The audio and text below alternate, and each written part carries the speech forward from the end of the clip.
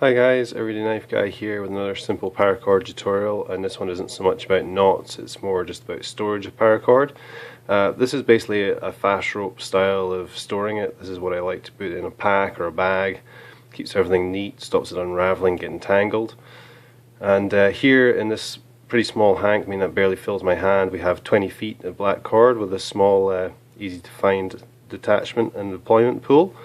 And as you can see, the 20 feet come out pretty damn quick. There you have it. So I'm going to pause this, sort out my cord here, and basically just remake that hank with you and show you how it's done. There's a start. Okay, so I got the cord all sorted out, and the first thing I should note is that you don't have to make it this particular style. This is just the way I do it so that I have this nice easy to find fob to deploy the rope if I need it, and so I don't end up pulling on the wrong end or the wrong part and causing my nice neat bundle to end up in a huge mess of spaghetti. So the only part that you really need is this part here. I've literally just taken the cord and done a simple overhand knot in the end and made a loop. So that loop's quite important, and this knot is important, so make that apart to start on one end of your rope. Keep the other end bare and plain, obviously, just seal it with your lighter. And in this case I've basically just made a zipper pull. You'll find a tutorial on that in my previous paracord videos. I've just attached a zipper pull on there, as I say, to make an easy to find start point. So yeah, the first thing you're going to do is basically take the end that you want to deploy from and just sit that in your hand. You can use any object. For 20 feet that we're doing here, a hand is pretty decent size, you know, unless you want a particularly long hank. We want to keep this one in a nice little package, so hand will do fine. So I'm going to lie it like that, keep the knot approximately halfway up the object you're using to wrap around, and we're just going to wrap this up.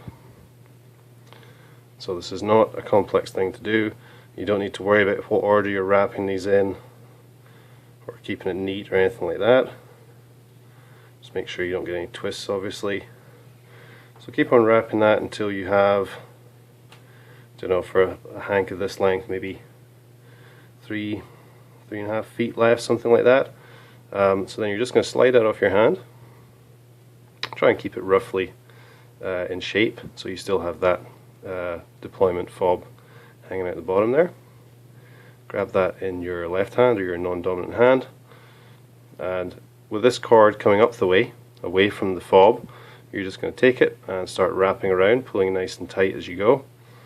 And so make sure, it's hard to show this on camera, the black cord, I apologize. So there's the one we have starting to wrap, so make sure you go over that, basically, so you're pinching that and stopping it from sliding back down. So just start and wrap your way around. Now, as you'll see at this point, we're coming down to where our knot is. Now you want to wrap over that. The reason for this knot is basically it's going to give some resistance to this unfolding and uncoiling itself. So you do want to wrap over the knot, keep wrapping nice and tight. Not excessively tight, but nice and tight over the knot. Oops. And then hopefully you'll come round somewhere where you have like a little end piece just left, just coming past the loops that you made. So all you're going to want to do is feed this little end through the loop. So that's through the black loop, not the actual fob here, but through the black loop. Okay. Like so. And you can just pull that through there. Now depending on how you wrap this, it's quite subjective. Depending on how you've wrapped this, you may feel that's secure enough, that's not going anywhere, you're done. It's as simple as that. This kind of locks it in place a little bit, keeps it from unraveling, whatever. Or if you have a little bit extra cord here, you can just put a small knot if you want to be really secure so it doesn't pull through easily.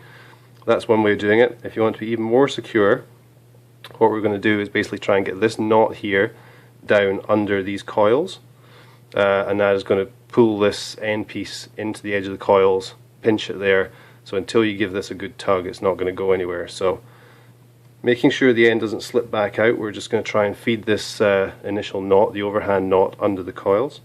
So start by pulling a couple of those up. And what we actually should do first is find where the other end of that rope is. So by pulling on that end I can determine this is the strand here that is attached to the actual loop here and this knot. So we're just going to push in on the knot, so you're pushing it basically into the center of the bundle, and at the same time pull up on this end here that I'm doing with my right hand. So you're just going to use that to basically just work that knot into the middle. Now if you've wrapped this nice and tight as I have here, it shouldn't be too easy to pull this in, but if you work away at it, you can get that in underneath your wrapping, and then I'm just going to even that piece of cord back out. So basically all we've done is we have trapped the wrap in at the end of this knot, pulled the knot back under so it's held secure under the wrap. The whole thing's one neat bundle, and that's not going to go anywhere until you give that a good pull. Oops. And there you go. Back to cord. Hope that was simple enough to follow. If you have any questions or get stuck or anything, just let me know in the comments. I'll do my best to help. And as always, thank you for watching, and I'll see you in the next one.